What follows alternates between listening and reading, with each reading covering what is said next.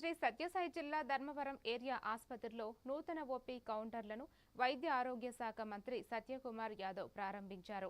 ఈ రోజు వందలాది మంది రోగులకు వేగంగా సేవలు అందించేందుకు ఈ కౌంటర్లను ఏర్పాటు చేసినట్లు తెలిపారు.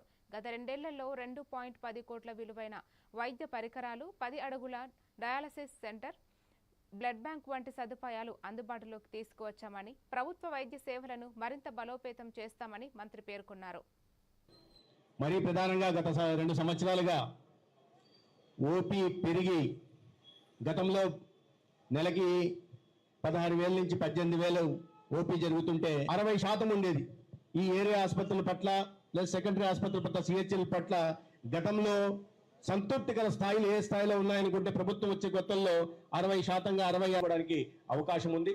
ఆ రకంగా రాష్ట్ర వ్యాప్తంగా పనులు చేపట్టడమే కాకుండా ఇక్కడ ధర్మవరంలో ఆసుపత్రిని అభివృద్ధి చేయడం, తర్వాత ఎంసీహెచ్ వార్డుగా ఇప్పుడు ఉంటున్న కొత్త భవనాన్ని మనం ఏదో పూర్తి చేసుకున్నామో దాన్ని ఎంసీహెచ్ వార్డుగా దాత ఆత్మహత్యలు చేసుకోకుండా ఒక సస్యశ్యామలమైన భారత్ నిర్మించాలని లక్ష్యం పెట్టుకున్నామో, ఏ నిరుద్యోగం యువత ఉద్యోగ ఉపాధి అవకాశాలు లేకుండా ఒక డిప్రెషన్లోకి పోకుండా అందరికీ అవకాశాలు కల్పించే దిశగా లక్ష్యం పెట్టుకున్నామో, ఆ లక్ష్య సాధన కోసం